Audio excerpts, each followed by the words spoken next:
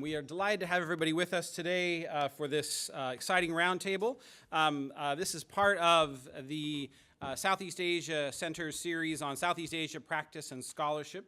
This is it's a wonderful melding of those who are interested in academia and what academic tools can be brought to the study of various topics in Southeast Asian studies, and practitioners, those who are involved as activists or as journalists or as policy in the policy fields, bringing those groups together to have we think are productive dialogues. Today we're going to be talking about perspectives in the state of journalism in Southeast Asia. We have a wonderful set of panelists that I'll introduce in just a minute. First of all, let me thank the Center for Southeast Asian Studies and the Weiser Center for Emerging Democracies, who are the co-organizers and co-sponsors of this event.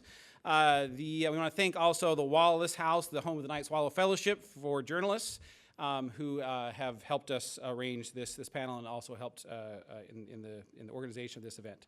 I'm Professor Arlyn Hicken. I am a professor in the Political Science Department, and I'm also a faculty associate of the Center for Southeast Asian Studies and the Weiser Center for Emerging Democracies. We're going to have each of our speakers take about 25 minutes, around 25 minutes to give us their views on the state of journalism in Southeast Asia. Then we'll open up the floor to questions and discussions from the floor among the panelists, and hopefully have a productive afternoon. Let me introduce all three of the panelists right now, and then I'll let them come up in the order we have up there. First, we have Orlando de Guzman, who is a Peabody and Emmy Award-winning news cameraman with over 20 years' experience in film and television journalism. He's the winner of several awards. Recently, he's been winning awards for his coverage of the marches and conflicts in Charlottesville, Virginia.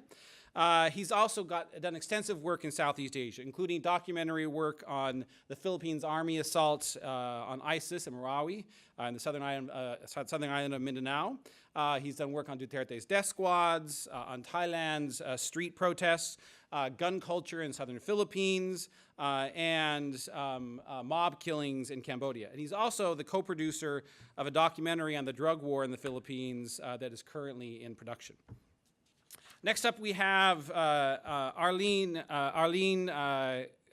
Gajilan, who was a graduate of Harvard Kennedy School of Government, and her distinguished career in journalism includes work as a senior editor at Newsweek. She's worked at Forbes as a senior editor, also at Condé Nast, Time, and Fortune. She's currently the deputy managing editor for Reuters in the Americas, where she helps run the news agency's bureaus covering this whole hemisphere.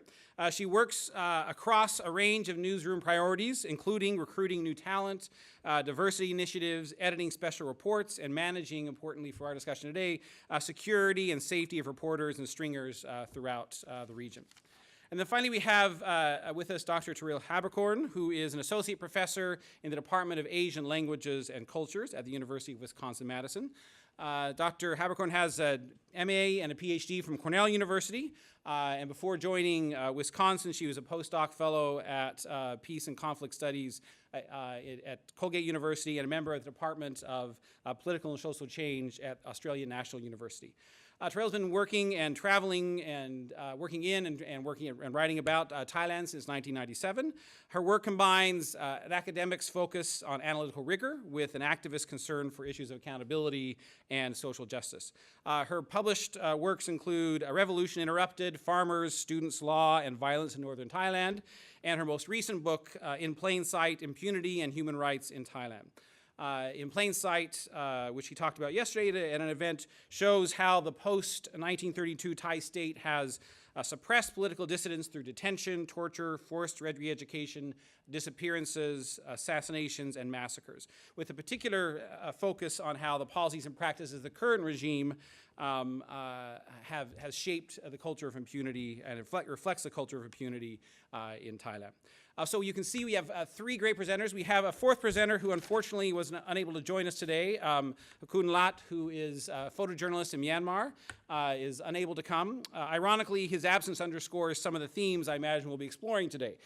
He was unable to get a visa to come, in large part because of his work documenting the political realities in Myanmar, and neighboring Bangladesh has put him on a watch list, which requires additional screening and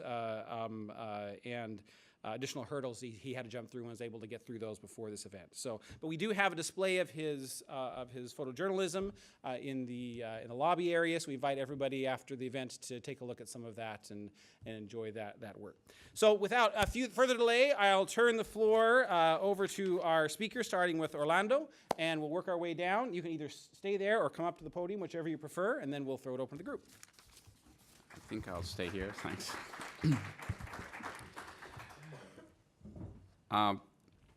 So my interest in journalism began when I was probably 5th or 6th grade in elementary school. My models back then were a lot of very brave and courageous journalists during the martial law period in the Philippines. I was basically born under martial law from 73, I'm dating myself onwards, to about 86. We had a lot of journalists come in and out of our home. Some of them were good friends of my parents. Some of them were writing about my parents, who were artists and were connected to a lot of kind of political goings-on in the Philippines at the time. And then came the People Power Revolution in '86. That was a moment that that sort of woke up a lot of us Filipinos. But things were happening a lot where I was growing up in the northern Philippines. Even though People Power had swept through the country, we were still very much under the repressive regimes, military occupation, and such. And the area where we lived was actually kind of a hot news story, so a lot of journalists were heading up in that region when I was young. And that's when I met some great journalists, for example, Howie Severino, investigative journalist who helped found the Philippine Center for Investigative Journalism. He was a very young reporter then. I was just entering high school at the time. And that sort of got me on this path of wanting to become a journalist. I immigrated to the United States around '92 and immediately took up journalism courses at the University of Washington. But I also studied Southeast Asian studies with Dan Lev, Biff, and Laurie Sears. I was lucky to have them as mentors as well during that period. And they very much encouraged me to go back to Southeast Asia to continue my work, which I did eventually after I finished my university studies at the UW and began life as a foreign correspondent, freelance correspondent, working for the BBC, National Public Radio, and later Al Jazeera. My most recent work, if I can focus on the Philippines, has been with the death squads of Duterte under this current drug war. Soon after he was elected, probably about 2 weeks after he was elected or sworn into power in 2016, I went immediately back to the Philippines because I felt like it would be a rather a big change in society. All of us journalists and the people that I knew there were expecting a kind of a big shockwave that was going to run through society at the time. We weren't quite sure what it would be, but then we all knew his campaign promises, which was essentially to turn Manila Bay red with the blood of the victims of people who were using drugs and to fatten the fish. So we kind of took that very seriously. And when I went back immediately after he was sworn in, I began going out at night with a lot of the local photojournalists, and that's when we really began to see his promises kind of coming true. Every night we would go out with the police And these were really in the early days where there were just the usual night beat reporters who covered crime would go out and, there would be at least 24 killings a night. We wouldn't even spend time in one place before we'd have to run off to another and another and another. Multiple killings, sometimes 4 people in one location, before we'd get another message and run to another place. And back then it was really very much quite open. Duterte reveled in the spectacle of the killings. So did the local police. And it was very much, they wanted us to show the pictures, to show the signs on people's bodies, to show the people who were taped up, bound, and shot, and left there for public viewing. So in some ways, I guess we were part of that, part of the plan. But in the months that went on, as more and more international attention was put on the killings, and as international criticism kind of rained down on all of this, it became harder and harder to do our work. It became, it got to a point where police stopped sharing information with us about where the killings were taking place. Before, we had such good information about where the hits would happen that we would even know where the killing would take place even before the person was killed.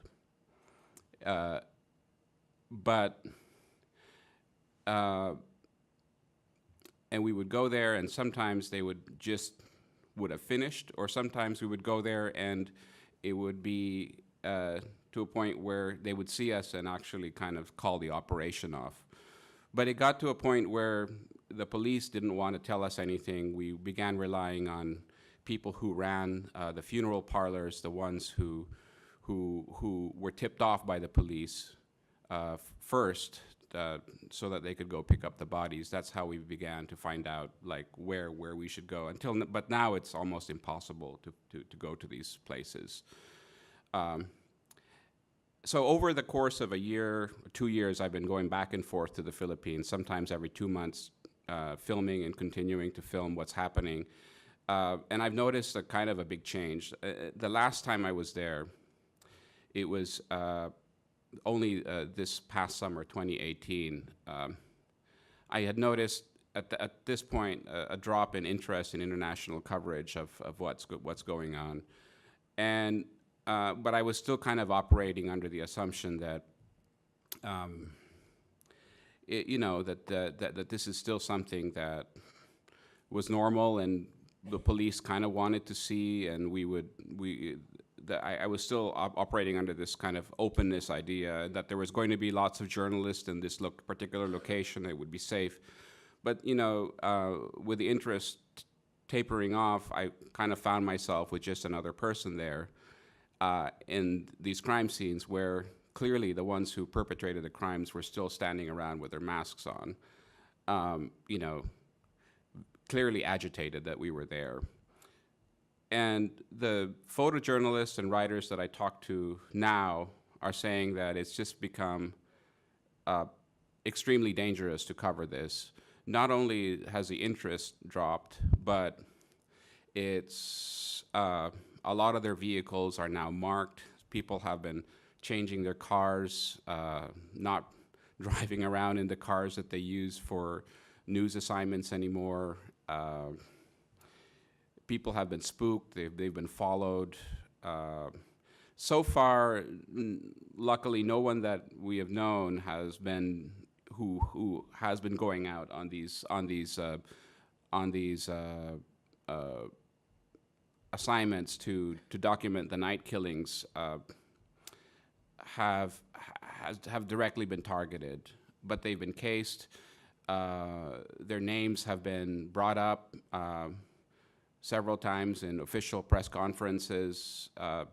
and they have been attacked on social media, but we haven't quite seen, direct kind of targeting of journalists, with the exception of the people at Rappler, who just yesterday, once again, were facing libel charges under a new cybercrime law that was implemented about 2 or 3 years ago.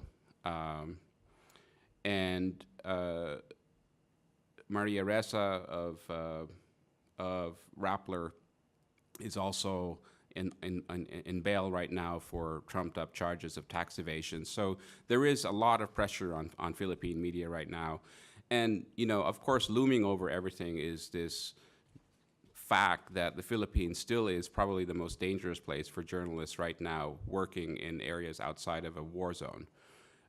We've had more killings than, say, Iraq or Afghanistan in recent years, and we're not even in conflict. So this is, with the continuing kind of repressive strategies of Duterte, we're very much concerned that, we're concerned for our safety. A lot of journalists I know there have safety plans. They know they already have contingency plans that if something really does happen, that they already have money and a place to run to and a ticket out of the country, because it is that bad right now.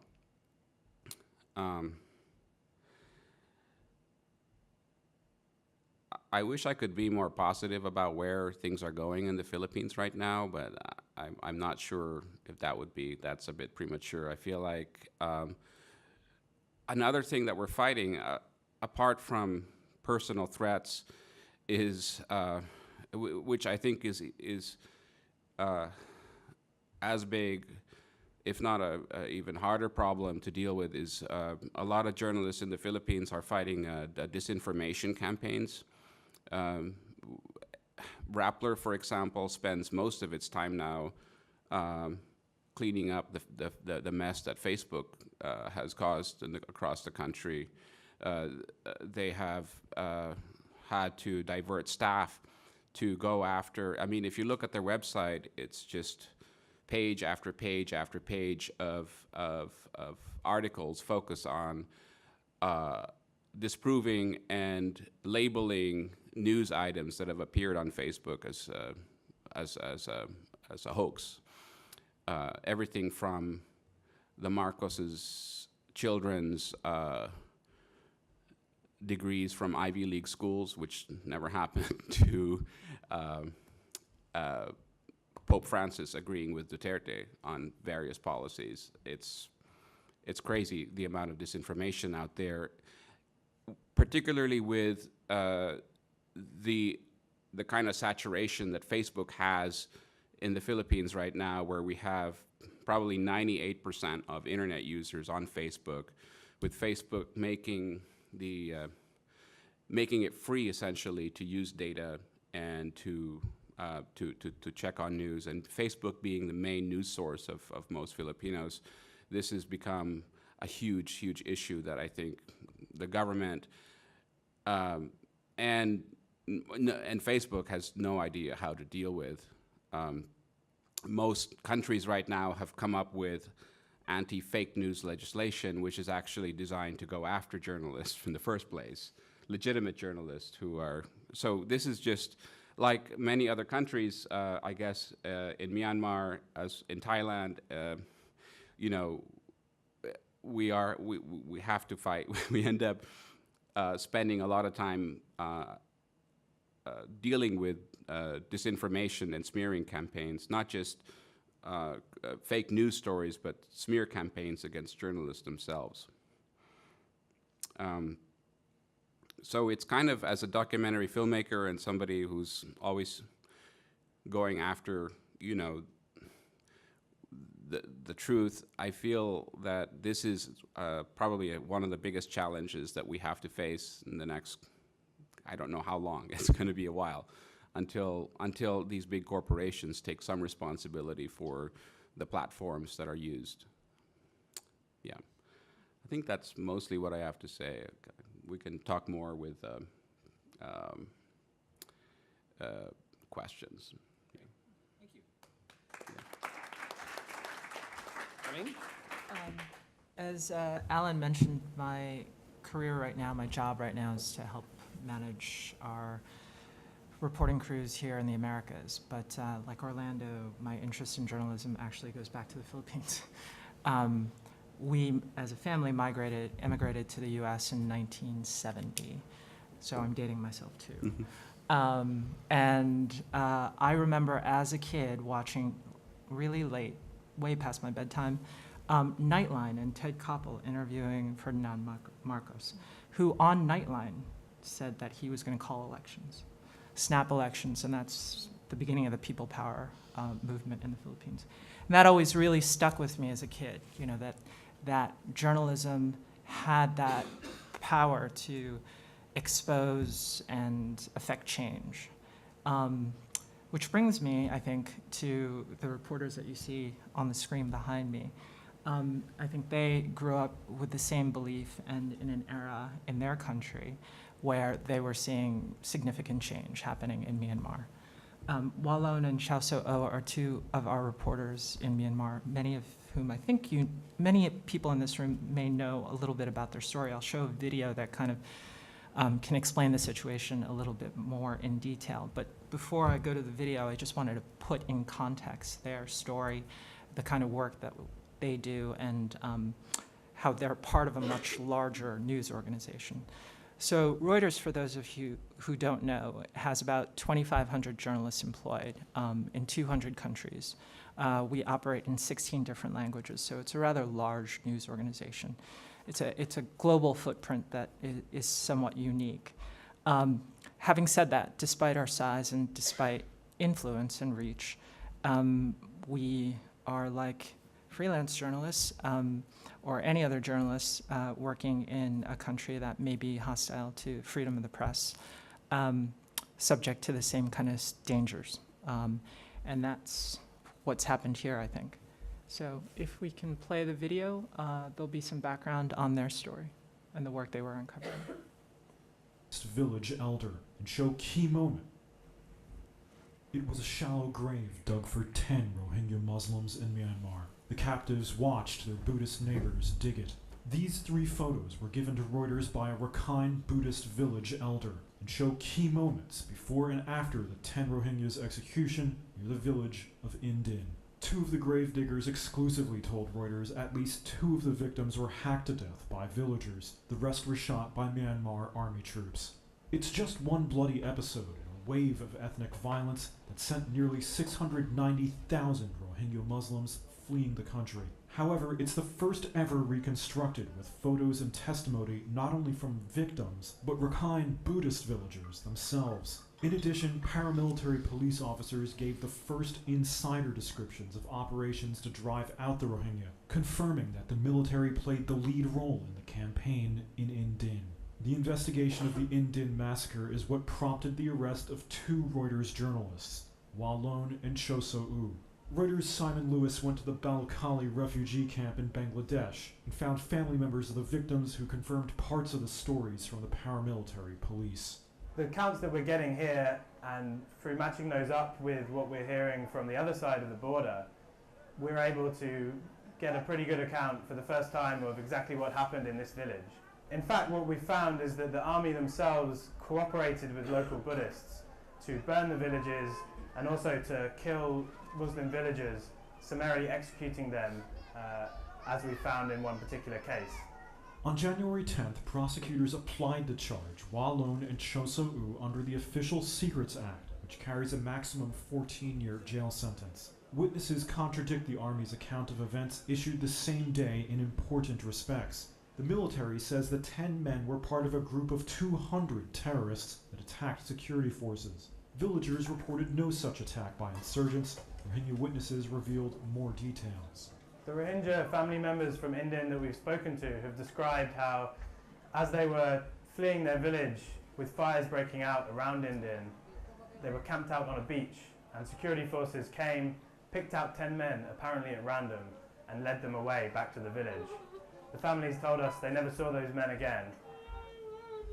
Interviews with scores of villagers, soldiers, and police revealed more. Over a dozen villagers say the military organized Buddhist residents of Indin to torch Rohingya homes, though officials have blamed Rohingya insurgents for burning villages. One village official says some members of the police looted Rohingya property in order to sell it. And police officers say in order to, quote, clear Indin's Rohingya hamlets was passed down the chain of command from the military. They also say security forces wore civilian clothes to avoid detection during raids.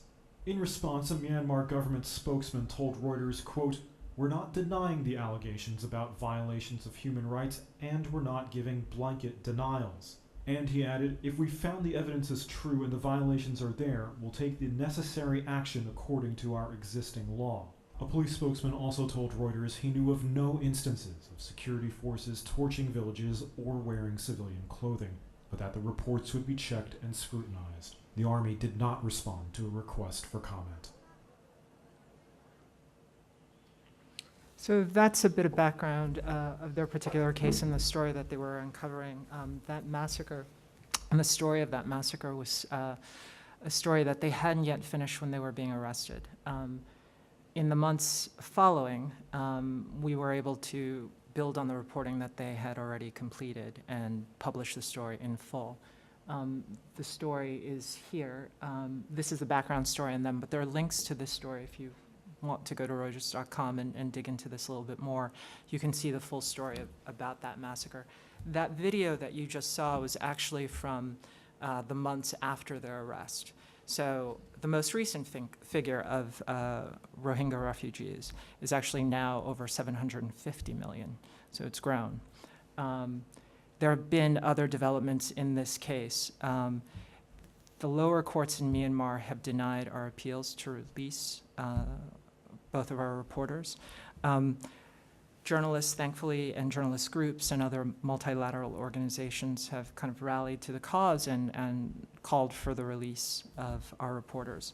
That said, the lower courts have upheld the original court's ruling, and they are still in prison. It's 430 some odd days now. In the meantime, Chow So-o's daughter was born this past August. He's never really spent any time with her. And so the human toll of this is, from the reporters and their families' perspective, is pretty strong. Fortunately, I was lucky enough to meet them when they came to New York because of the Pulitzer Prize winning work that they had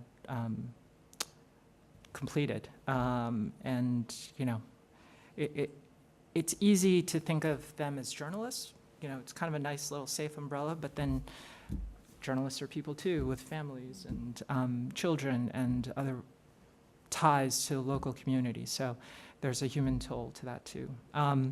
If you visit Reuters.com, you can see some of that information, see some interviews with their families to talk about what it means to them to have their husbands stay in prison. There have been some promising developments, I should say. Earlier this week, the Supreme Court in Myanmar has agreed to review the case. So with every such development, we're hopeful that a release can be effected. Their case, though, is not the only case where we've had some very interesting issues, shall I say, in Southeast Asia. Obviously, we've got teams in Manila covering the Duterte administration. And our teams are under pressure there as well, as they are in other parts of the world. Because of the size of Reuters and its globality, our teams have gotten specific training, hostile environment training, before they're ever deployed. And we can get into this in the Q&A section, but part of my job is not only to make sure that our reporters are in the field and properly trained, aware fully of the situation that they're going into, but also to develop plans for the aftercare of our journalists so that when they do get to go home, that we're looking after their mental states, their families' mental states, and provide them the support on the back end as well. I'm happy to talk more about in questions, but in broad strokes, that's kind of the situation that we've got right now with Walloon and Cheso. I'm going to stay.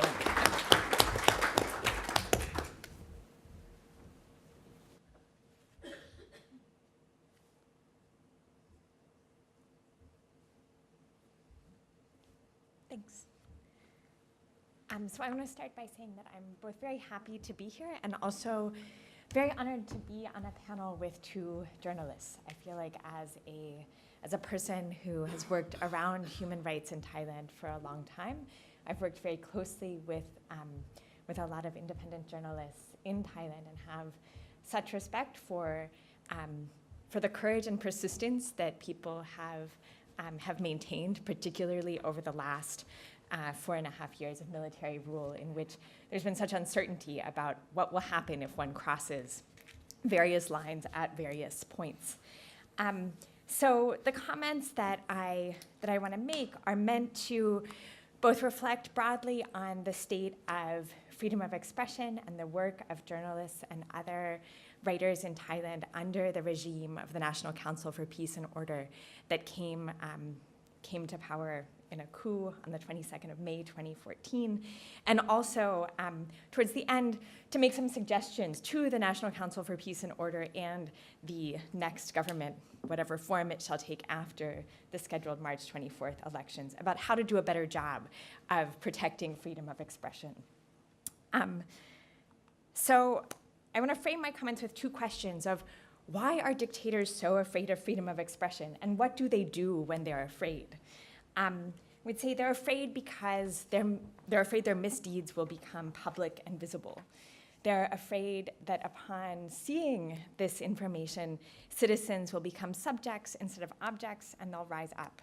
And I think what has become very clear over the past 4.5 years in Thailand, they are afraid in particular of people's imaginations and their daring to imagine challenging them, and also the daring to imagine that actually society should look different, it should look more just.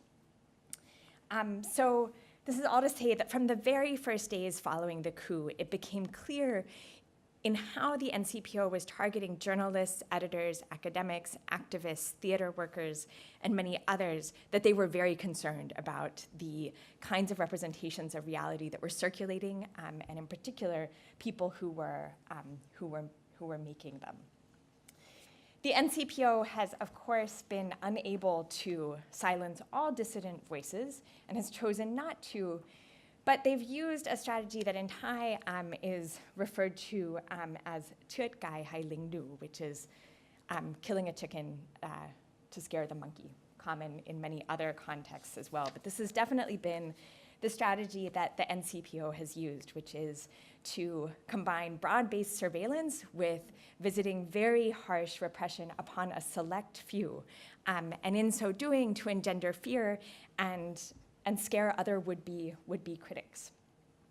So for example, one may be detained for attitude adjustment or visited by which is a real phrase used by the junta, or invited for coffee, an invitation you can't actually refuse when the intelligence calls, or arrested, or you might not. You might never receive a phone call. I want to make a note that I had a conversation in December with a group of human rights defenders who said they found it extremely strange that when they were trying to explain what things were like under this regime, on the one hand, there were fewer killings than there had been in the 15 years prior, even under democratic governments, and yet their sense of restriction felt even stronger. So how has that happened? I want to explain how it's happened by talking about 3 individuals who have been targeted at three specific points: an editor, a journalist, and then not a journalist, a lawyer, but who has been targeted for his online expressions. So the first person, and these are chronological as well, 2 days prior to the coup on the 20th of May 2014, martial law was declared in Thailand. Martial law makes many things possible. One of them is that people can be held for up to 7 days with no legal process and in any place of detention. What happened in Thailand beginning on the 23rd of May, so a day after the coup, was very, very creepy. Anyone who was there at the time or who was following the news closely will have recalled that radio and television broadcast programming was interrupted every few hours, and lists of names of people who were supposed to report themselves to the army club in Bangkok for detention were listed out. One of the people who was on the very first list of 40-odd names was a man named Thanapon Iosakun, who is an editor and public intellectual cultural worker who in 2003 founded a journal and publishing house called Phad Diao Kan, or Same Sky. It's roughly equivalent to a Thai language version of New Left Review, but with even better design. Throughout the last 15 years, Phad Diao Kan has provided a platform for thinkers to express progressive views on current and historical social and political topics. I would also say, as someone who's been edited by Thanapon, he's a very, very daring thinker, and sort of in every way, and a meticulous editor. Significantly, Phad Diao Kan has also published, I think, the most comprehensive series of reports on the institution of the monarchy. And in particular, several times over the last 10 years, they've published court decisions in lèse majesty cases, and so making those available to the public. In Thanapon's case, he was actually arrested before his name was read out on television, because the night before, the night before his name was read out, there was a protest in central Bangkok, and there was a young activist who was carrying an anti-coup sign who was being dragged into a truck by military activists. And Thanapon said, wait, I want to go too. I want to make sure that he's okay. So he, in a sense, volunteered to go as an accompaniment to the arrest. That meant when his name was called the next morning, he was just transferred from arrest by one unit into detention by another. He was held for the full 7 days possible before he was released. And upon being released, he wrote what's on the screen, which in an account of his arrest, and said, "I was well treated, but there was acknowledgement even by those who were holding him that what they did was against the law, but they were going to do it anyway." After Thanapon was released, his social media and other actions were monitored very, very closely. He was detained a second time for 4 days on July 5th of 2014 because his Facebook posts made the junta uneasy. And in this case, he was called for a coffee meeting with a military officer and then was detained right after that. He hasn't been detained since then, but the authorities continue to monitor his Facebook and visit the Phad Diao Kan office quite frequently. He often documents their visits to the office and then releases the photographs via social media as well. One thing that's happened since then is that this kind of detention quieted down after the first year, even though, and martial law was revoked in April of 2015, but then immediately the junta issued an order allowing them to continue to detain people for 7 days if they so wished. But the strategy of detention has largely disappeared. What hasn't disappeared has been visits by military and other intelligence to media organizations, to academic offices, to people's homes. One of the ways they've dealt with student activists is to just show up at students' parents' homes and say, basically, get your child to toe the line. And so they've shifted their strategies. The second case is from sort of the middle of what we could call the coup years. If they end this year, it'll be the middle of the coup years. We'll see, it might be the first third of the coup years if the elections don't happen, or the first half, or the first quarter. So this is the case of Tawisak Gudponkla, who's a reporter at Prachathai. an independent, primarily Thai language, but they also have an English language Thai media site. Thailand's 2007 constitution, the 19th, was abrogated with the 2014 coup. An interim constitution was passed, and then a proper long constitution began being drafted by a junta-appointed committee shortly thereafter. The draft was unveiled in March of 2016, and then a referendum was planned for August of 2016. The constitution is long, it's about 150 pages. In previous years, copies have been sent to every home, and there have been large public education campaigns so that before there's a referendum, citizens know what they're voting on.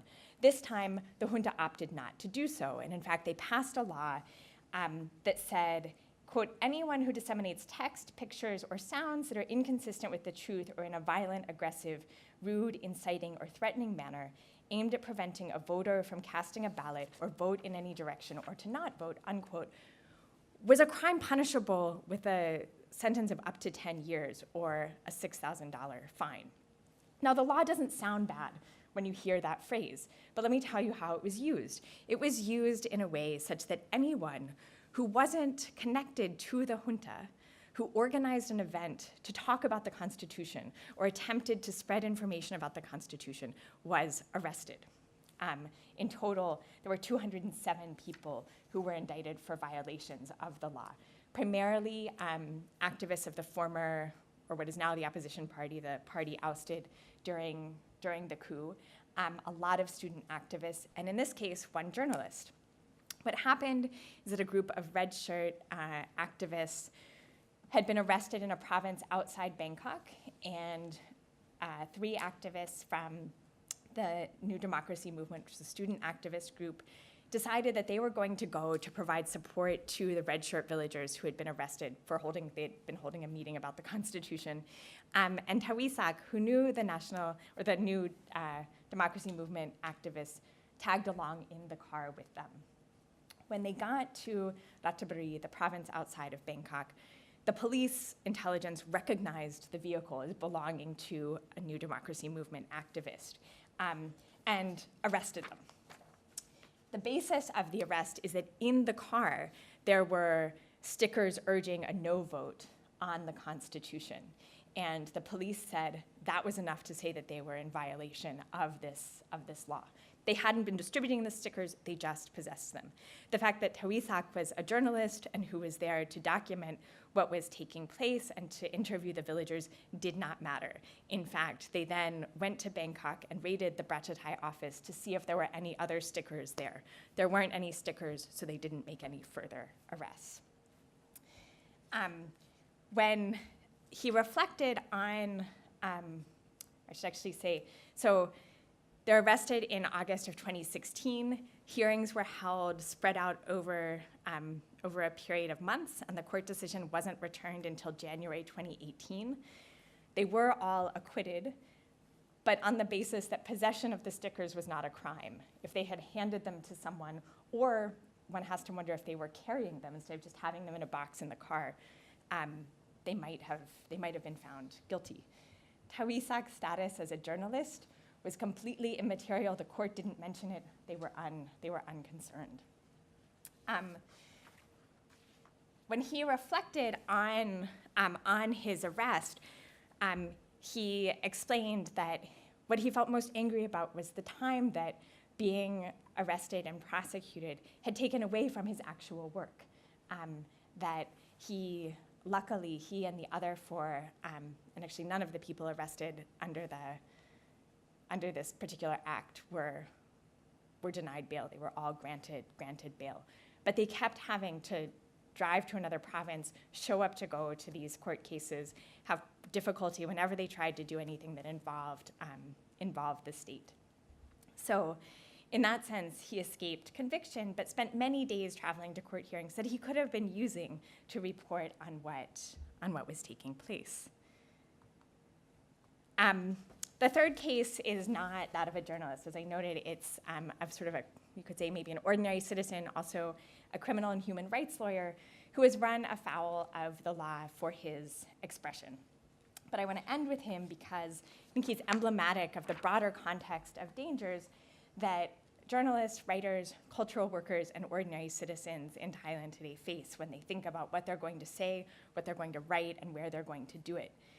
It's also the most arbitrary and uncertain of the cases, and the most difficult to interpret the meaning of, due to the prohibitions on questioning the figure of the king and the institution of the monarchy.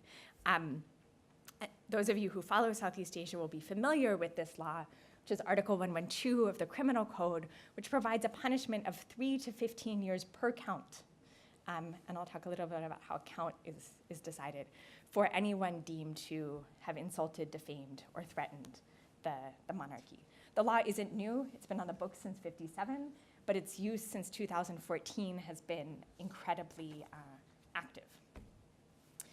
So in the case of this lawyer, in April of 2017, a large group of uniformed and plainclothes soldiers took him from his home in Bangkok. He was held in incommunicado detention for 4 days and then sent to the court and to remand. He was accused of 10 counts of violation of Article 112. How did those 10 counts work out? 1 count per each Facebook post that he had made. And he was also hit with 3 counts of sedition for being too critical of the junta. He had made all of those posts on one day at the end of March. So 13 counts, total maximum sentence, 171 years. Again, I just want to say, 13 Facebook posts, 171 years. Just try to think about the math there. He chose to plead innocent and refused to participate in his trial. And what happened over the period of his case, so throughout late 2017 and then sort of procedural meetings, witness hearings in May of 2018, and then the decision came down in June of 2018. So he refused to sign any documents and he refused to present witnesses, and he said that the reason is that, in his view, he in a sense said the thing that no one wants to say but many people think about and question. He said that Article 112 cases, the court is illegitimate to rule over them, and the reason is that at the top of every court decision is the phrase acting in the name of the king. The court acts in the name of the king. So he said in lèse-majesty cases, the injured party is the one judging the case. So he said, as a lawyer, I can't participate in this. This is a pretty risky thing to do, right? Because given he's been accused of insulting the monarchy, refusing to participate in his own trial for those reasons is yet, I know I personally wondered, is he going to be given even more charges? What happened was very strange, and I think certainly gives me, I think and many others, a lot of pause. It was a day in late June, I think June 28th, 2018, Prawet and a fair number of observers, given the case and given the context, were waiting in the courtroom, and as we listened to the judge read the decision, it was quite odd. There was no mention of the 10 counts of lèse-majesty. He was convicted of sedition and sentenced to 5 months in prison for each of the sedition charges, but at that point, he had already been in prison for almost 15 months, so he was released by late August. But the 112 charges weren't mentioned. The lèse-majesty wasn't mentioned. This is pretty strange, procedurally, judicially. How does one interpret it? Maybe there was a sign from the king that we should go easy on these cases. It's truly impossible to know. I leave that open. So what I want to do with leaving with that kind of unsettling question is conclude by saying what should happen next, and I want to be very direct in my suggestions. So one, what should happen next in the lead up to the election and following the election is that the regime must follow the 2017 Constitution, which includes actually fairly robust protections for freedom of expression and academic freedom and rights and liberties in general. So it should be followed. Article 19 of the International Covenant on Civil and Political Rights, which Thailand has been a state party to since 1996 and protects freedom of expression, must be followed. Laws which constrict freedom of expression and affect journalists as well as ordinary citizens, including Article 112 in the Computer Crimes Act, need to be revoked. They have no place in the polity. And then finally, I'd say, stop being afraid of the people. And see the constitution that has just been passed, which is Section 3, sovereign power belongs to the Thai people. And then a final suggestion for the military is don't launch another military coup. It's incredibly destructive to freedom of expression, incredibly destructive to political freedom. So that's an easy one. It's one line, easy to remember.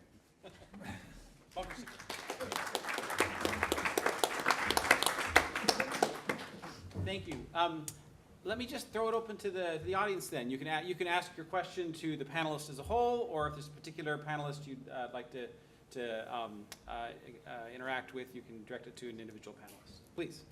There's a microphone, I think, that'll be passed around, but go ahead and start. And You are all aware of what's happening in those particular countries that you sort of represent. I'm from Sweden, and you are obviously from America, and your government just refused entrance, if I understood you correctly, to one of the participants of this panel to discuss this very important issue. My government sells jet fighters to the peace-loving junta of Thailand. We have given the Nobel Prize to Aung San Suu Kyi. thank you very much. I'm thinking, what should we do? That's my question to you. Should we force the Nobel Committee to pull the prize back? Should we focus our reporting efforts on the deal with the Thai junta? As far as I know, there are no weapons sold in the world without bribes. We have not focused so much on that deal because it's fairly small. It's only 6 jet fighters.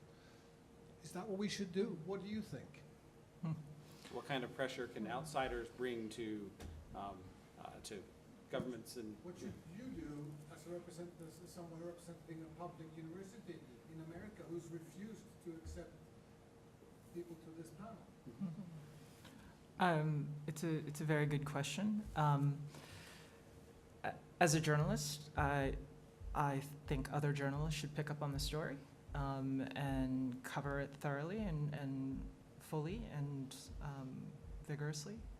It's not for me to judge what the Nobel Committee will do. It's certainly not for Reuters to judge what the Nobel Committee should do.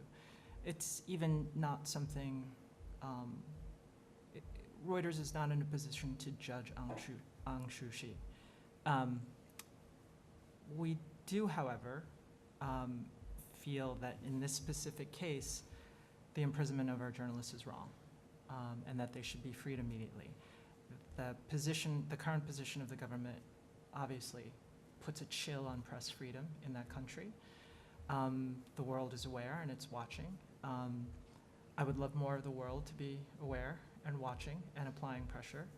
I think that's what we can do. As for what academia can do, should do, I leave to academia. But as a news organization, I think we continue to cover the story without fear or favor, as we have done in Myanmar. We've covered the Rohingya crisis. We've covered the coup. We've covered Duterte, despite the dangers, and continue to do so. Which is a very long-winded way of saying we should just do our jobs. Orlando, too? I'm not sure what effect withdrawing the Nobel Prize would be.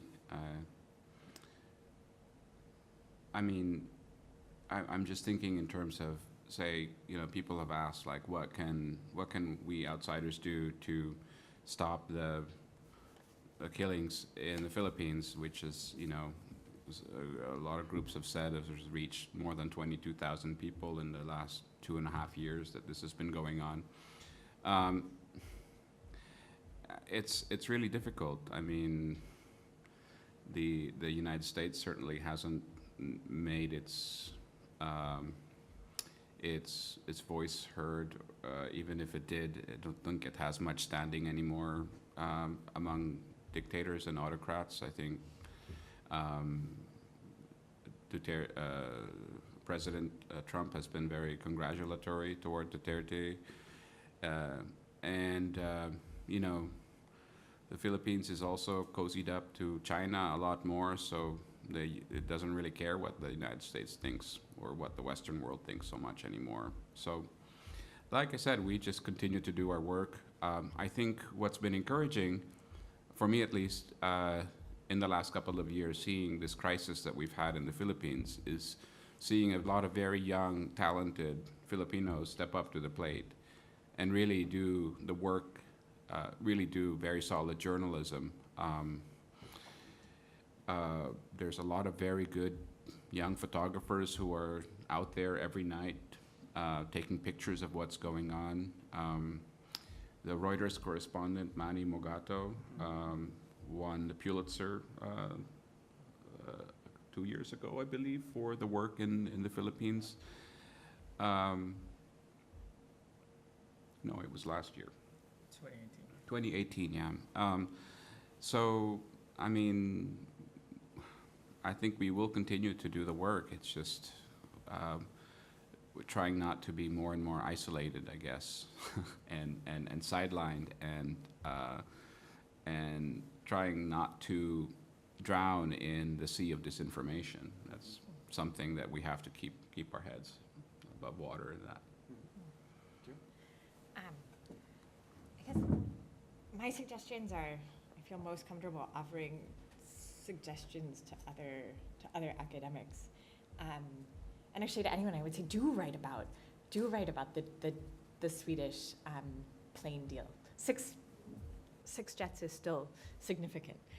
Particularly, I mean, I think any time when the Thai military budget can be pulled apart and written about, it's significant, especially because it's not, the military, corruption in the military aren't quite as untouchable as the institution of the monarchy, but under this regime, it's been pretty untouchable. Actually, I tried to find a good image of him making this threat, but I couldn't find a good one. Prawit Wongsuwan, the army general who's one of the deputy prime ministers, challenged, he's very fond of very, very expensive wristwatches. And he challenged a reporter to a fist fight who asked a question about the watches. So I think anytime a bright light can be brought to bear on the military and corruption, it's very worthwhile. But I feel that maybe this is overstepping and saying I wish more academics would write for a broader audience, but I really wish academics would, and particularly in the U.S. context, I understand people without tenure are, I think, less worried about losing their job for being critical, but are more worried about not publishing enough to keep tenure. My feeling is once one has tenure, use that to be critical, but even more so to put time and energy into doing things that maybe aren't going to help one get promoted in the system, but that are a way to put one's knowledge and skill and voice in the service of something broader. And so it's really striking, I think, if you look at, for people who work on Southeast Asia, if you look at publications where a lot of people who write about the Americas or even Europe in the US are published frequently, they have very little on Southeast Asia.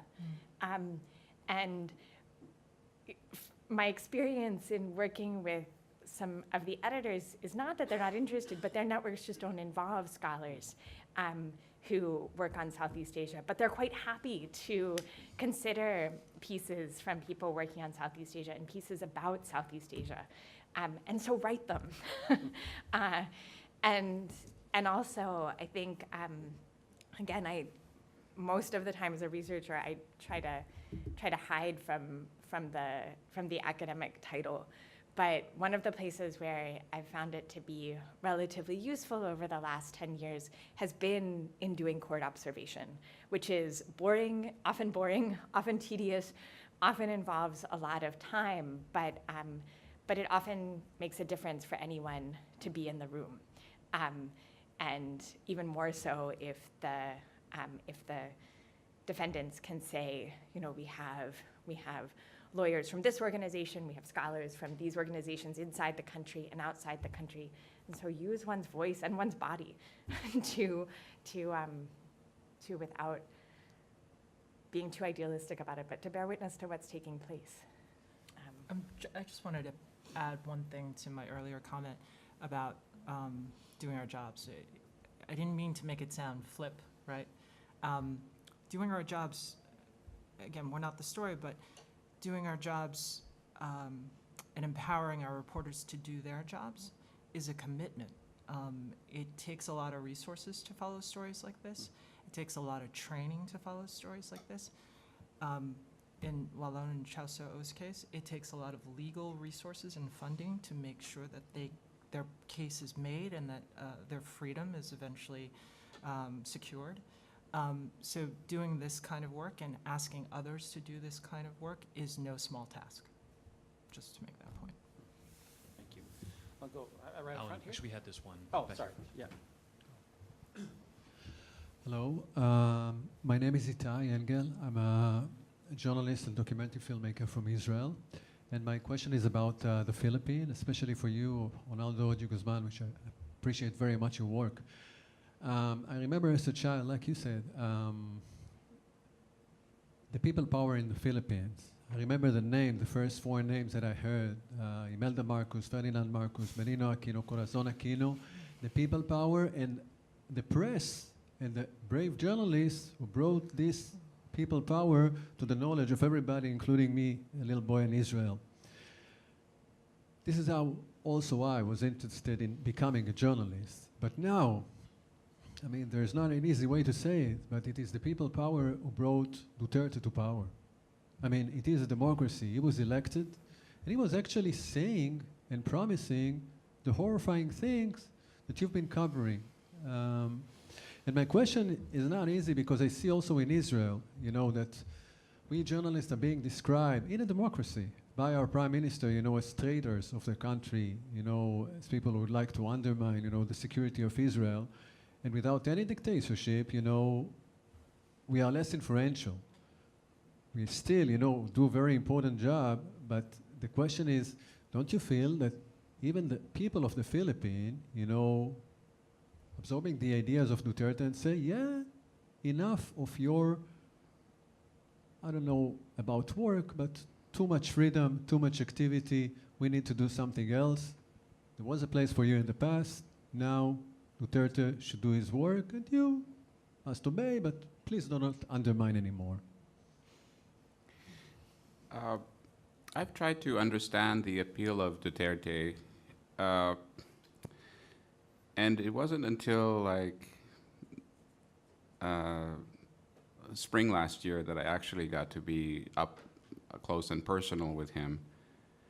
And I came back with a couple of impressions. One is that he's extremely funny, even though he's he says a lot of obnoxious and clearly misogynistic and terrible things. The other thing is that he's very smart, as autocrats go, and the other is that he's extremely scary. So combine those three together and put it in a context of a country where every institution has failed the people. You know, where we had drafted a constitution in '86 that was full of promise, a country that has, you know, backslid in so many different economic, social categories, full of corruption. I think people just wanted change. And, you know, one of Duterte's early campaign promises was that, you know, change is coming. And as if to kind of troll the people, he actually passed a law that said that businesses had to give exact change to to customers when they bought something, rather than, you know, usually nobody has change, they just give some candies and things like that. So, I mean, he has, I have not seen a Philippine president with as much appeal as he has.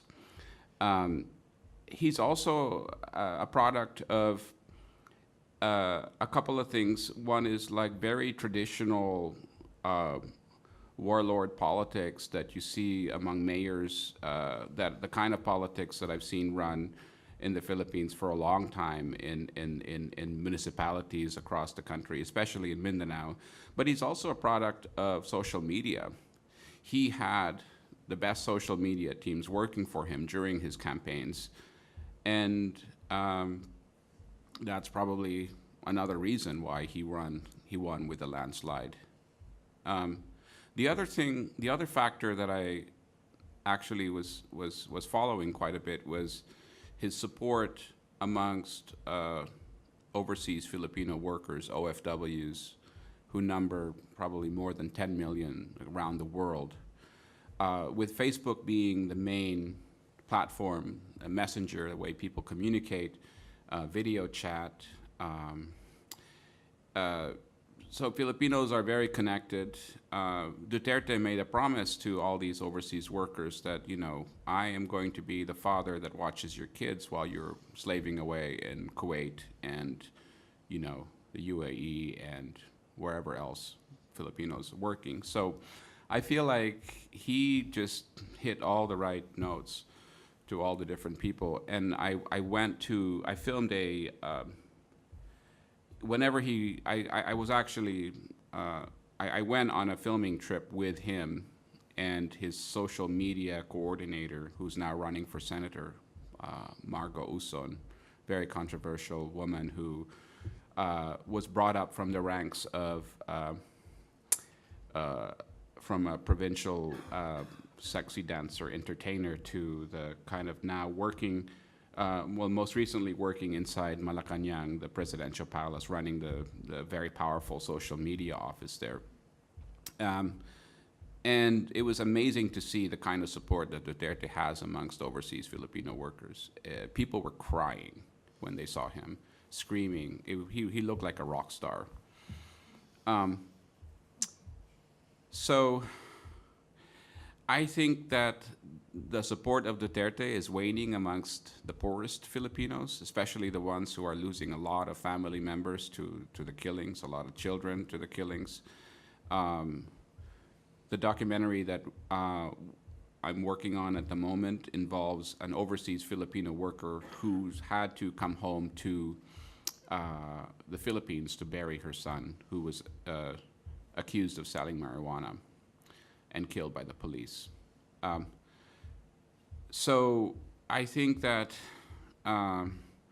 it's the thing is that people see Duterte through the rose-tinted lenses of Facebook, and anyone who criticizes at this point the killings is immediately attacked by trolls, and so I think it went from, you know, a kind of a legitimate popular movement where people really was fed up with what went on before, to now kind of people not quite agreeing with what's going on, but it's too late. There's too much fear now in the place to kind of really try and stop it. The only ones I think I know are trying to say something about it are the Catholic Church.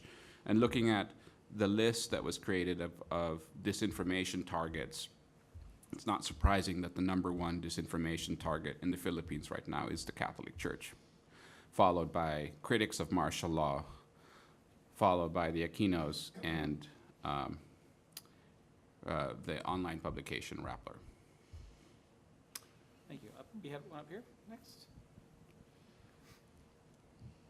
Yeah, kind of following on what Itai just was talking about. You mentioned in Myanmar there were local villagers who took some of the pictures that gave the reporters the initial tips about what was happening. How often are just local villagers, people in the area, concerned enough to help to journalists? Wallone had been covering Rohingya and had been in Indian prior to his working for Reuters. I believe he had sources in the area to begin with. It's the view of the majority population in Myanmar of the Rohingya is quite severe. They're not even called Rohingya. They're not considered Burmese. They're considered as natives of Bangladesh, even though they have centuries of ties within Myanmar. So there's certainly a group of Rohingya who do want their story told. And I think Walloon was uniquely placed to be able to tell that story on an international level. It's a story that's harder to tell on a local level because of the press restrictions within that country. So for us to eventually be able to tell this story is unique, I think, unusual, especially with the level of detail. And if you do end up going to the site, it's the story that we publish, which is the story that Walloon and Chassou were beginning to work on, looks at not only that massacre of 10 people, but also of the flight of the Rohingya from the Rakhine State. There are satellite photography that we've published over time that show just how devastating that refugee crisis has been to that region. So in answer to your question, I think people do want their story to be told. You know, the folks who are in refugee camps now have been willing to talk to reporters, willing to talk to aid workers, human rights organizations to get their story told, which is helpful, but you know, it's one part of a possible resolution to that situation, which will be protracted, to be clear. Yeah, back. Hi, my question is for Orlando.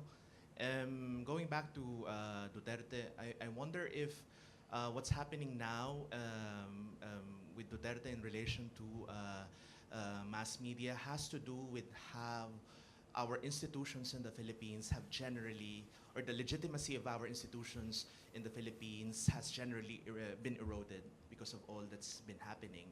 I'm not just referring to the institution of the government, but also the institution of journalists, because you can now, to a certain extent, outsource your information to non-traditional media. So you have Mocha Uson on the one hand, and then Sasasot on the other, and then you have Thinking Pinoy on social media, all offering an alternative view of the facts that probably Rappler, Inquirer, the Philippine Star cannot give. So I wonder if that fits into the mix. I think, I mean, social media is such a huge thing in the Philippines. I don't know what the figures are, but I think 90% or 97% of the people on social media use Facebook. And, you know, the internet is Facebook.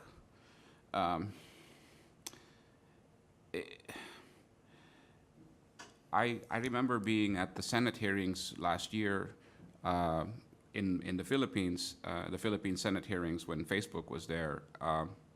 And the senators just seemed kind of in awe of the people working at Facebook. Like they were all of a sudden like, we see faces related to this huge, powerful entity that we don't know, and they were deferential, respectful, no hard questions whatsoever given to people at Facebook. In fact, one of them, I can't remember, one of the senators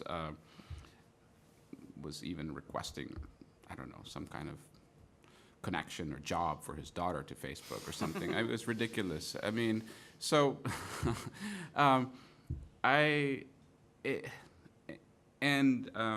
when I was filming with these bloggers, they were filming me at the same time, and using my presence to legitimize their message. I mean, it became very kind of meta in a way. But we, I think that, I don't know, traditional media in the Philippines is definitely under a lot of pressure. I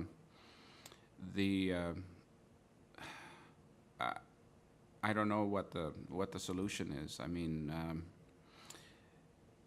certainly Duterte's administration has harnessed the power of social media like no other president in the Philippines has, and the term fake news has become such a big it's so used now there that it's really hard for anyone to believe what's real and what's not anymore.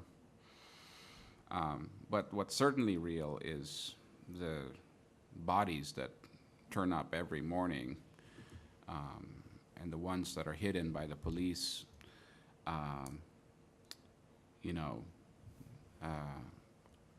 A strategy, one thing that I've noticed over the months and years that I've been going back and forth is that, before they would leave the bodies in the streets, but now the police would rush them to the hospitals, even though they're clearly dead, so that there is no crime scene. There's just been so many, but all of that is real. It's just nobody seems to pay attention so much anymore, unless it's on Facebook. Let's see, right here in the center, and then we got two in the back.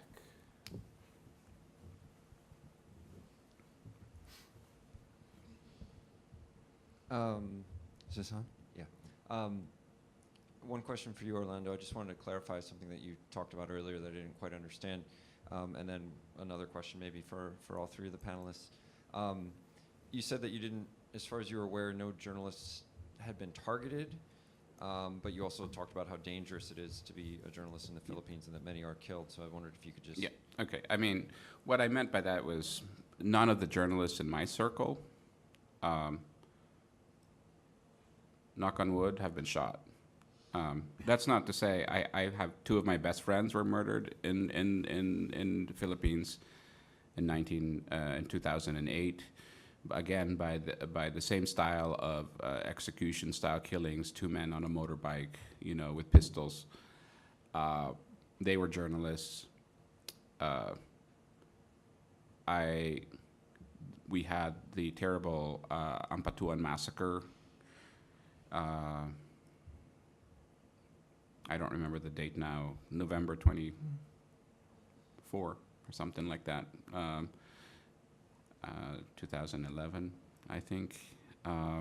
We had over 53 journalists killed in one location, murdered by local politicians.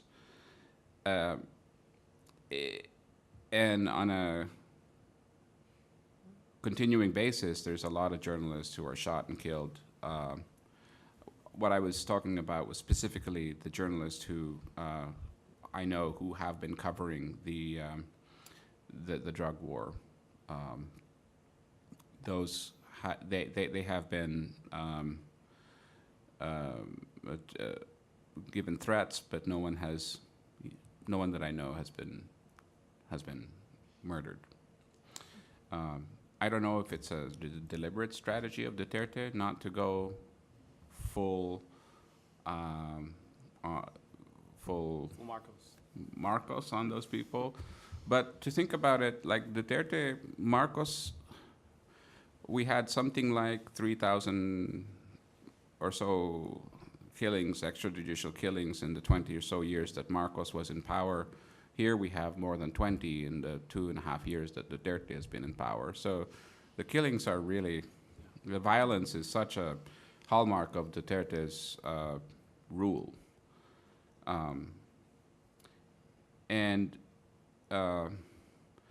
You won't find any blogger on Facebook that has millions of followers who would readily admit that, any pro-Duterte blogger. They would just simply gloss that over as criticism from Western media empires. And you had a question for the panelists? for all the panel? Yeah, I just, I mean, Facebook has come up a lot. Famously, here in the US, they changed the algorithm so that political stories don't appear in people's news feeds as much. Has that happened at all in Southeast Asia? Has there been discussion of that? And I guess more broadly, you know, it's just interesting to me that, you know, when I think back to the Arab Spring, when we heard about Facebook and social media, it was always a way of connecting groups that were being suppressed against dictators. Now it's a source of misinformation and confusion that in some cases is empowering strong men. And I just wonder how in the region, more broadly, social media is playing out in that sense. Is it still something that is uniting people who don't otherwise have a voice, helping them organize, or is it truly like the domain of misinformation that's empowering? I don't know about Thailand, but in Myanmar, like the Philippines, Facebook is the internet. And the algorithm, I think it's been reported, it's a dark art, right, the algorithm? It doesn't do well in specific languages. It certainly does not do well in Myanmar. So even if it instituted safeguards, there's still that language barrier and the being able to filter. So it's a real technical issue. Benefit of the doubt, it's a technical issue. But yeah, I mean, it's an amplification tool, pure and simple. But you can amplify all kinds of things, obviously.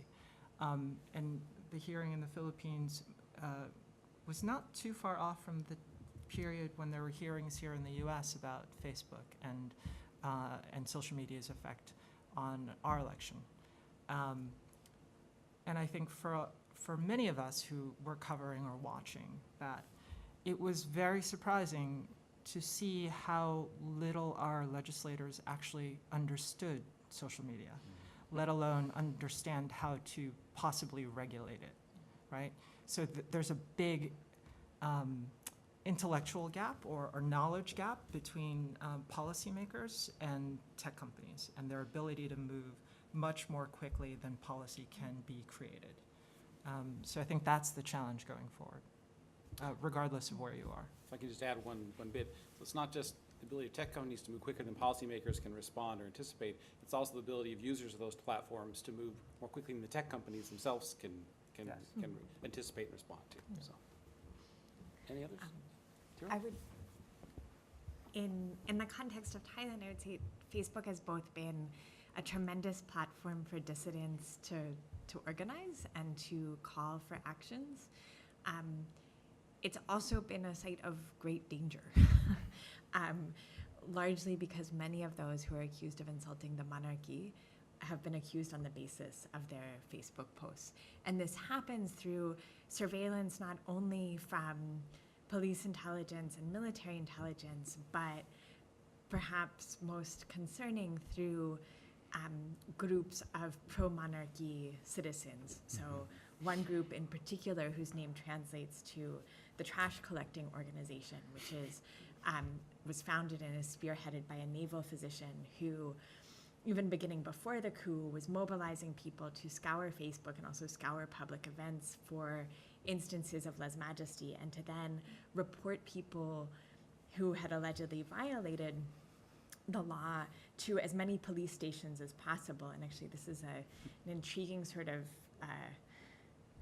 an extra twist on sort of the nasty use of the law, which is often in Thailand, people who are accused of lèse-majesty aren't charged at the police station close to them.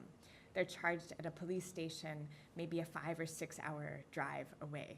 And so that means that even if ultimately they're found innocent, which in lèse-majesty cases is extremely rare, that ones in which indictment actually happens, every time they have to go to be interrogated or for any kind of court hearing, they have to get to that province. And so it's like an extra bonus. So I would say in this moment, in the case of Thailand, and I think maybe throughout the region, the state is one of the dangerous users, but then there's also other forces using the platform to constrict freedom. Just one other thought on social media. I think we touched before on hostile environment training for our journalists and making sure that they're trained on the physical dangers that they may face while in the field. But in this era, for us at least, and I'm sure they've started to do this at the Times, added a much more comprehensive cyber component to that hostile environment training, so that before we deploy people in the field, that there's a whole series of protocols that relate to cyber hygiene to minimize the trolling that you might be faced with when you're working in the field, working on a story. And that, the guidelines that we are putting in place, and to be clear, it's still a process. There's no set group of rules. We're developing them as we go. But, it doesn't just affect our reporters. It affects people in their immediate families who happen to be on their social media profiles in one way or another. So there's that psychological threatening component that's added on top of the physical one that's also very real. Thank you. Right here and then the back. To just stay with misinformation for a bit. So up to now, we've been talking about purveyors of disinformation mostly as domestic, low to mid-level bad actors, people on either end of the political spectrum who are sort of pushing their version of facts and skewing the truth in the middle, and what traditional journalists do. But I'd like to ask about disinformation as global warfare, and the pattern that we see in all of these countries about third-party, highly sophisticated bad actors who are pulling the strings that are causing the things to happen on Facebook. And so, and there's such a clear pattern between all of these countries, and we're talking about Southeast Asia, but we've seen the same in Brazil, and in 2 years, we will see some of these same things that have played out in other countries happening there. And so maybe this is mainly for Arlyn, but anybody can take it on. And one of the things that's been promising in journalism in recent years is greater efforts toward collaborative journalism globally, across news organizations, to tackle big stories, organized crime, corruption. Is there an opportunity for, or responsibility for global news organizations to somehow work together as a national and international security issue to try to tackle and influence this larger national security global threat of disinformation, and to try to have broader influence on the legislatures of the countries that don't understand or are enamored of social media corporations? Is there a responsibility? Is there an opportunity? And would it be of any use? That's an interesting question. We've all seen mashups of different news organizations working on specific stories, pooling their resources on stories. But I think what you're talking about is less about covering, but more about advocacy for one another's work and the integrity of one another's work.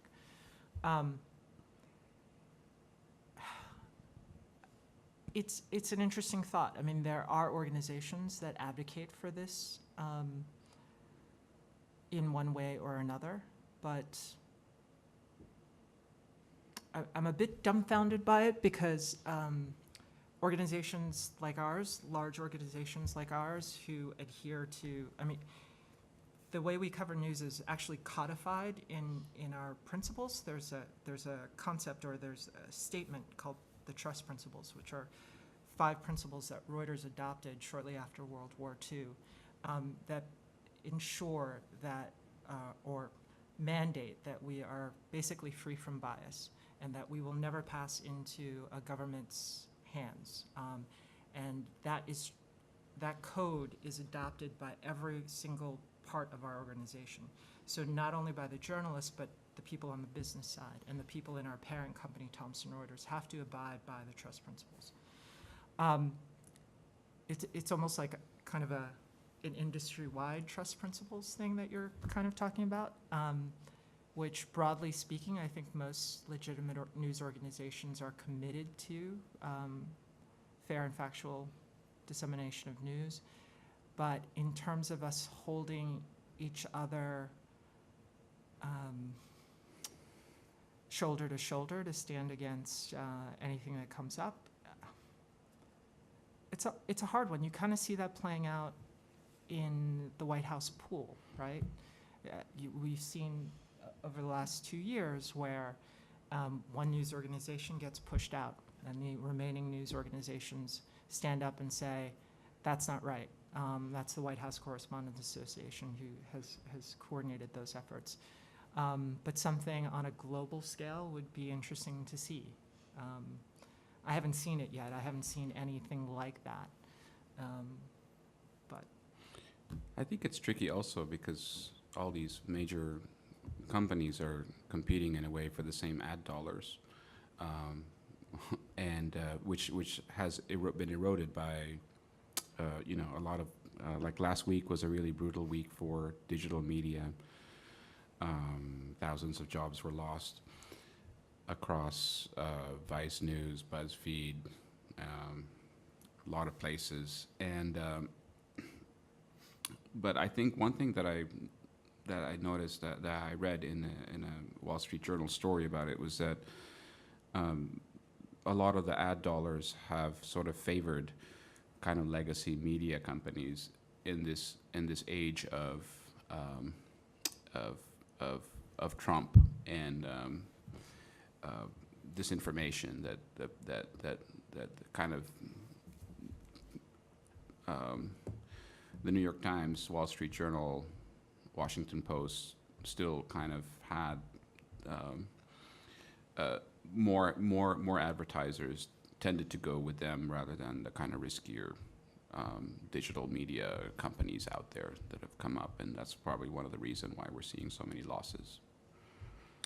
Just to add to that, I'm still intrigued by your point, Lynette, but in terms of ad dollars and the expense of covering this nonstop news cycle, for legacy media organizations who are guild shops, I mean, it's expensive to cover this story. This administration, I'm just talking the U.S., right? I mean, the amount of overtime, the amount of Air Force One travel that we pay for now, and that Air Force One travel is not necessarily policy speeches, it's their rallies, right? So there's we're kind of feeding into that a little bit.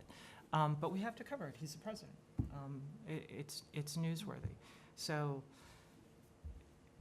in a way, it's been a golden age for journalism in some respects, but it's also been a very trying and expensive time for journalism. But we should talk later. I like this idea. Got one in the back there? Hi, I'm from the University of the Philippines. I'm a visiting researcher here. I have two questions. First is, I think to all of you, we all know that media, as much as it exposes the killings, the deaths, it can also have an opposite effect, the opposite of what we intend to, like the numbing effect of media. I don't know if you have experienced that at the point of your career, but at this point, how do you counter that numbing effect? I'm thinking of the writings of Sontag on photography and on the pain of others. How do you? Of course, you continue writing, you continue covering, right? But how do you adjust? How do you adapt to that situation to make your audience more receptive, more compassionate, maybe?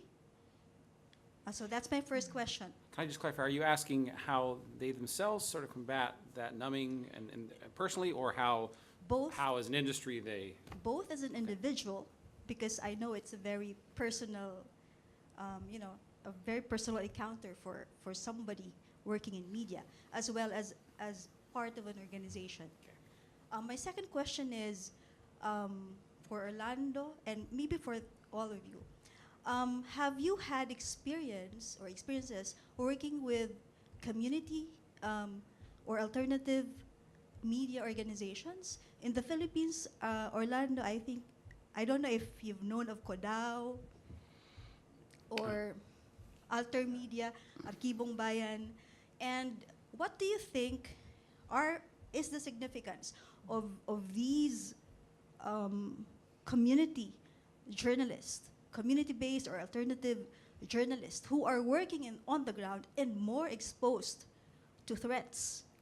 And are there efforts for Al Jazeera or from big foreign media to collaborate with these community journalists in the Philippines, for example? So that's it. Should I start? Sure. Yeah. So going to the effects of violence on, I see myself first and foremost as a journalist who has a lot of cinematography skills. So, and also I'm the one who carries a 35-pound camera on my shoulder, 12 hours a day on a shoot. So I do witness a lot of very grotesque violence and understand its numbing effect, not just on myself, but on potentially the audience. Personally, it has taken a very direct toll on my psyche.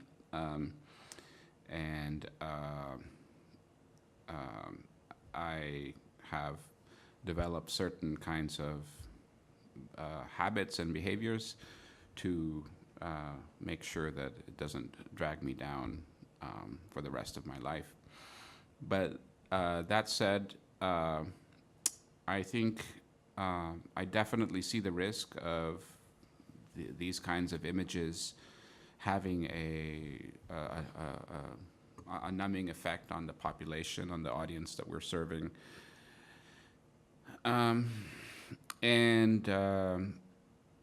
Also having worked a lot for international news organizations that specifically want a kind of sensational view of what's going on, you know, I stand guilty of that as well.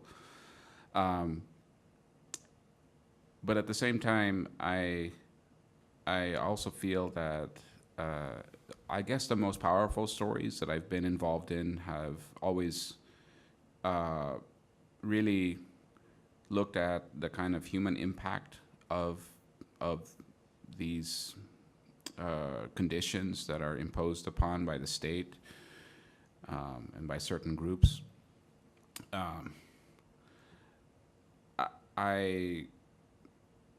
Whenever I am in an extremely violent place or situation, and there is death and injuries in front of me, I feel like it's my responsibility to cover as much of it as I can in the limited amount of time that I'm there, that I can safely be there. I figure we can always edit things out later if necessary, but I'm not going to edit as I'm filming. I'm going to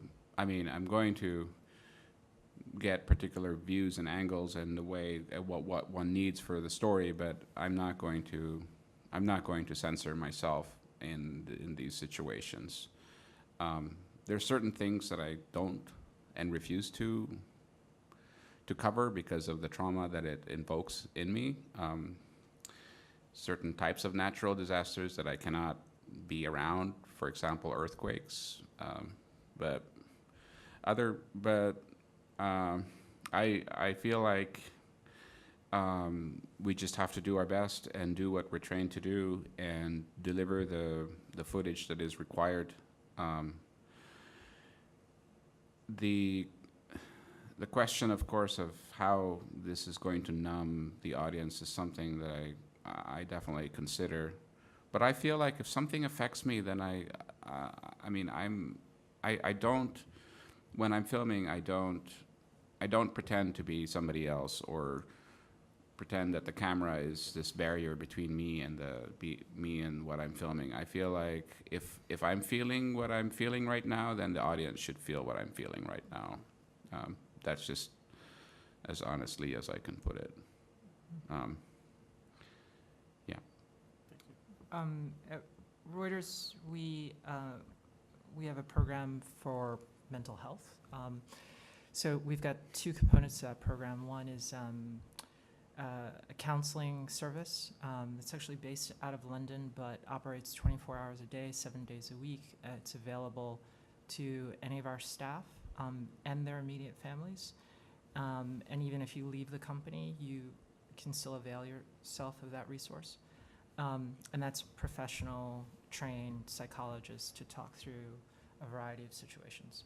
On top of that, over the last 3 years, we built out a peer counseling network. So we've trained staffers to act as just sounding boards, so that they've gotten specific training on how to be active listeners, so that staffers who are dealing with traumatic issues don't necessarily have to go to a manager, or they don't necessarily have to go through a hotline in London, even though it's anonymous. If they feel like they just want to sound something out with a colleague, they can. It's a global network in multiple languages that people can use. It's two of the ways that we kind of help combat the PTSD that people feel. And this is both if they're covering something like a massacre or an earthquake, or even, quite honestly, the inauguration, which was a difficult situation for a lot of reporters who were cooped up in a pen that day. So that's one thing I think that we can do as an organization. In terms of the numbing effect on our audience of a bombardment of images that are fast and furious, we're in the business of making decisions about what we publish in both text and print and visual. But I think we take the same approach. The story dictates how much we put out. And we rely on readers to use their own judgment about what they're able or not able to consume. But our first duty is to tell those stories. To speak to the issue of independent media, I mentioned that the journalist who was prosecuted in relation to the new constitution in Thailand worked for an entity called Prachathai, and it's an independent online media site that was founded in 2004. And they were founded at the time precisely to cover topics that weren't being covered in the existing Thai print and Thai language print and electronic media. Until 2016, they remained the primary independent media voice. And they publish probably, I would say it's 90% Thai language, and then there's a small English language section. Something really incredible has happened in the last 2.5 years, which is that Prachathai then spawned 2 more organizations. People saw what they were doing and got excited about doing something similar. So now there are 2 more. One founded by a former economics professor / book editor who doesn't primarily publish news, but publishes more in-depth commentary. And then another site founded called The Momentum, that was founded by someone who was part of Prachathai at the very beginning, and then did legal research and human rights documentation for several years. And they primarily have worked to do investigative pieces on key topics. And I think what's happened is that there's a hunger among readers for this kind of reporting and this kind of news, particularly in this context. But one thing that's really worth noting is that for Brattatai, they've never, and the other two as well, but Brattatai, which primarily does news reporting, they've had an incredibly difficult time being recognized as reporters by accreditation, the sort of national accreditation organizations who have had a hard time getting passes to be able to go to Government House and to have access when there have been protests to have press armbands, which in a sense is a sign, I think, of the important work they're doing. But I think it's been one of the crucial pieces of this period under dictatorship in terms of providing other kinds of information to people. Excellent. We have time for one or two more, if there's any more.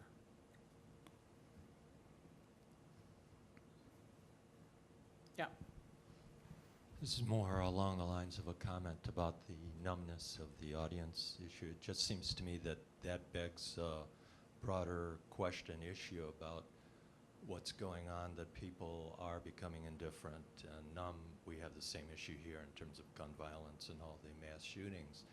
So that would perhaps bring another subject to address, why, helplessness or whatever's going on in the populace that would engender numbness to, mass killings and so forth. So.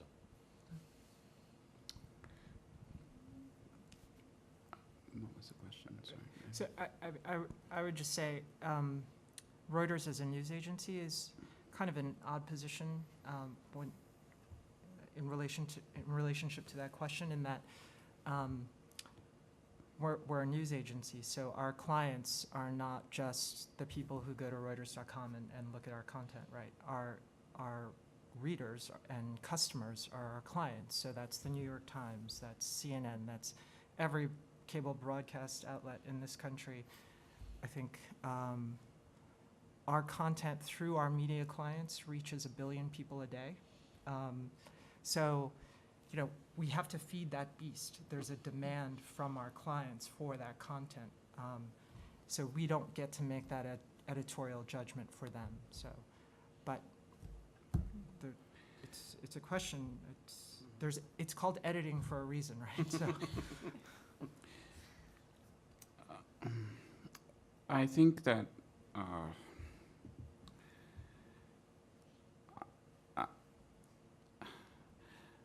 I do think that maybe there is just a certain amount of human capacity for violence and death and hopelessness, and I have a feeling that it reaches its peak now and again before some other kind of story comes along. I certainly know that amongst Filipino audiences, very quickly they were the first ones to become really numb to what's going on in the Philippines and to the images that were out there. And that's why I think that the documentary that we're working on right now in the Philippines really doesn't present the drug war in terms of the body count, in terms of the kind of very kind of classic kind of noir scenes that you see on television, on network news of bodies and Filipino police standing over them, and those kinds of and the kind of bystanders looking at dead bodies and police tape. I think that what we're trying to do is more nuanced, and granted, maybe news is not the best venue for it. I think documentary has its power in that we're able to really get behind the story and really show people's lives changing over time, and really appeal to what we're trying to do is appeal to Filipino audiences and really make them relate to the subjects that they're seeing. So that's why our main subject for this documentary is a Filipino overseas worker who is struggling to put her children to school, and a very kind of relatable character that anyone in the Philippines can relate to. And the documentary, by the way, is really more for Filipino audiences that we're doing. So we're trying to really put people in her shoes, and try to convince the public in a way that what's going on, you know, is really unacceptable. But getting it through it, but not by showing body after body, but by showing the life of an ordinary woman whose life will never be the same again, whose life is just as normal and just a mirror of the lives of so many other Filipinos. I mean, that's kind of, this is what I'm trying to do now. Thank you. Let me start with that question. Okay, we'll give you last question right here. Hi. Can you hear me? We can hear you. My question is about Afghanistan. You know, I'm a reporter in Afghanistan, and I want to hear your view on what's happening there. You know, I mean, the other day, two local journalists were killed in northern Afghanistan. News like that do not get reported, unfortunately. So just want to hear your view on that. And one thing else, that I have a journalist who is in the Philippines. She is a woman. She told me once that she was attacked by 3 men. Then she went to the police and filed a report about being attacked, but she was not killed, obviously. Then the police gave her a pistol to carry on. I don't know what it tells about. Is that the solution? Just so let me then you can respond to the question about Afghanistan if you like, or sort of the steps journalists can take to protect themselves. But let me also allow you to share any final thoughts you have about sort of state of journalism in Southeast Asia, the particular countries in which you work. Sort of last thoughts to have us ponder as we end tonight. Tyrell, we'll just kind of go down in order. I'd say last thoughts on the entire region is under threat.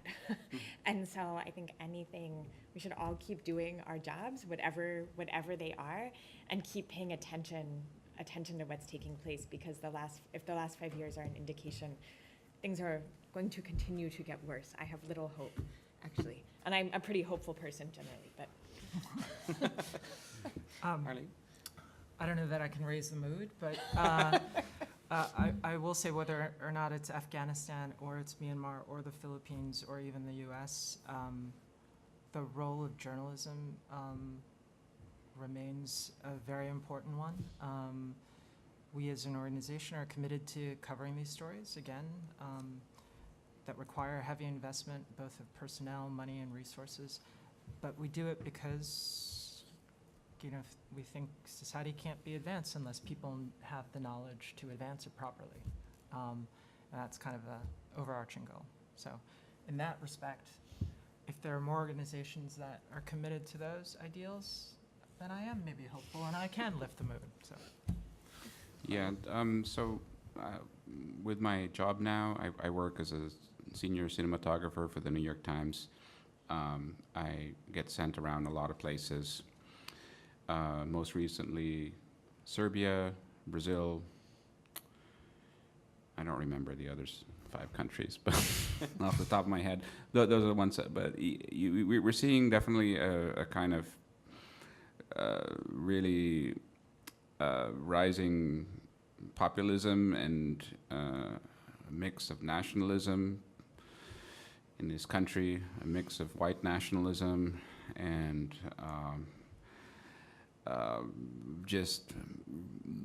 I feel there are more and more dangers now that journalists face in the field, especially those who work very directly with who have to be there where things are happening. I feel like it might get a lot worse before it gets a lot better.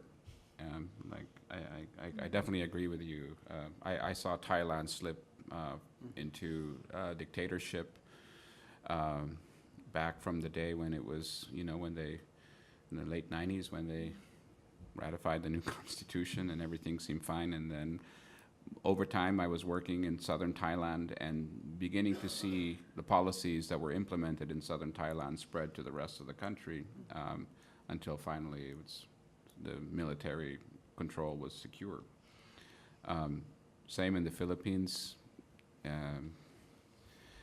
And with Brazil's elections, again, the rise of a very right-wing president, it's crazy. It's an exciting time to be a journalist, but also getting to be extremely dangerous one. My hope is that there's another kid who, like me, and I think one of the Wallace House Fellows, Itani, is now looking at some of the work that we're producing and interested in a career in journalism because they understand the value of it to affect change. Yeah. I mean, that's the hopeful note, I hope. No, I agree. I think that I'm surprised and actually really heartened by the skill that I see in a lot of young journalists in my own country, the Philippines. So many good people coming out doing excellent work and getting recognized as well internationally. Kids, sorry. Relative to you. Yeah. Young journalists, men and women in their early 20s. Thank you. Please join me in thanking this wonderful panel, and thank you for your participation.